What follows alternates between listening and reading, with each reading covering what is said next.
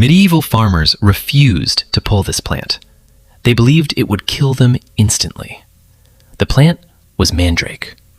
The fear was real. Mandrake roots grow in a shape like a human body, arms, legs, sometimes even a recognizable face. For medieval Europeans, this was no coincidence. They believed the root held a trapped human soul. Pulling it from the earth would release a scream. That scream, they said, killed anyone who heard it. This wasn't folklore for children.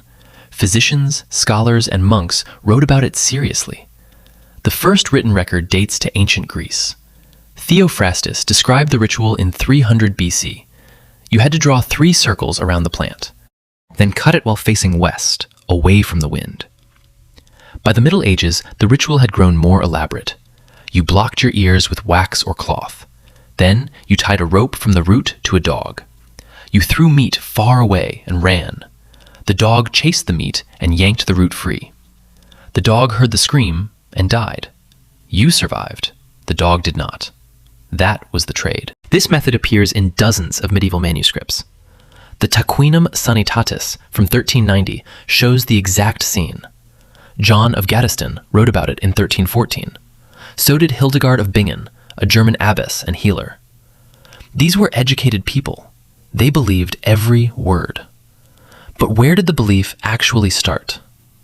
Mandrake contains real alkaloids, scopolamine and atropine. Small doses cause vivid hallucinations and delirium. Larger doses cause unconsciousness and sometimes death. Ancient people discovered this the hard way. Someone ate the root. Something terrible happened. The root looked human. The effect felt supernatural.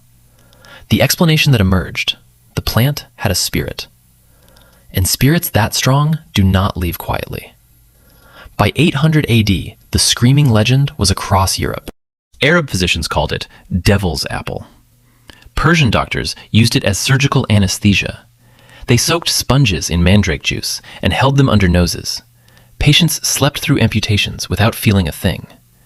So, the same root that supposedly killed also healed. Medieval medicine held both ideas at once, without conflict. Shakespeare knew the legend well. In Romeo and Juliet, Juliet fears the mandrake's shriek. In Othello, Iago mentions it as a sleeping poison. In Macbeth, witches brew it into their cauldron. The plant appeared in 3 major plays in 20 years. That tells you how deep the fear had gone. But the church had its own problem with mandrake. The root's human shape suggested something unholy. Some theologians argued it was born from executed criminals. The belief, urine or fat of hanged men fed the soil. Mandrake was said to grow only beneath gallows. This connected murder, magic, and medicine in one root. Collectors paid enormous prices for human-shaped specimens. A single root could cost as much as a horse in 1400. Fraudsters carved carrots and parsnips into human shapes. They sold them as genuine mandrake to desperate buyers. The church eventually issued warnings about fake mandrakes. That tells you the market was massive and the fraud widespread. Mandrake was sold as a love potion across medieval Europe. The Old Testament mentions it. Rachel used mandrake to conceive. Genesis 30 describes the scene in specific detail. So the belief ran from ancient Judea to medieval London. 3,000 years of one plant holding this much power. Now here's the part that changes how you see all of this. Mandrake does scream, just not the way they imagined. When pulled, the roots tear through soil and release gas.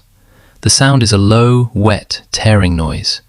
In a silent field at dawn, that sound is genuinely unsettling. They heard something real and built a legend around it. That is how most superstitions work. A real effect, an incomplete explanation, a story that fills the gap. The dog ritual spread because it gave people control. You could harvest the deadly plant and survive. The ritual made the dangerous feel manageable. And that psychological function kept the legend alive for centuries. By the 1600s, scientific botany began replacing folk medicine. John Gerard's Herbal of 1597 called the screaming legend absurd. He personally pulled mandrake from the ground. Nothing happened. The legend faded from medicine, but stayed in culture. Today, mandrake appears in Harry Potter's herbology class. Students wear earmuffs before repotting the screaming plants. Rolling pulled directly from medieval botanical manuscripts. The earmuffs are the wax and ears ritual, just updated. 700 years and the protective logic stayed identical. That is what makes this legend different from most. It had real pharmacology underneath the fear. It had a shape that triggered human pattern recognition. It had a sound that people genuinely heard and couldn't explain. Every layer of the legend had something real beneath it. Most superstitions die when education arrives. This one survived because it kept proving itself, in small ways. The hallucinations were real. The anesthetic effect was real. The weird shape was real. The tearing sound was real. The legend was wrong about the mechanism, but right about the danger, and that combination kept people cautious for 3 millennia, which, given what the plant actually does to your nervous system, was smart. The wrong story, the right behavior. Accidental wisdom. That is medieval science doing exactly what science does.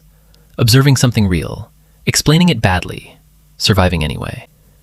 The mandrake scream was never real, but the fear that created it absolutely was. And that fear kept an entire continent from poisoning itself for centuries. Not bad for a legend about a screaming root.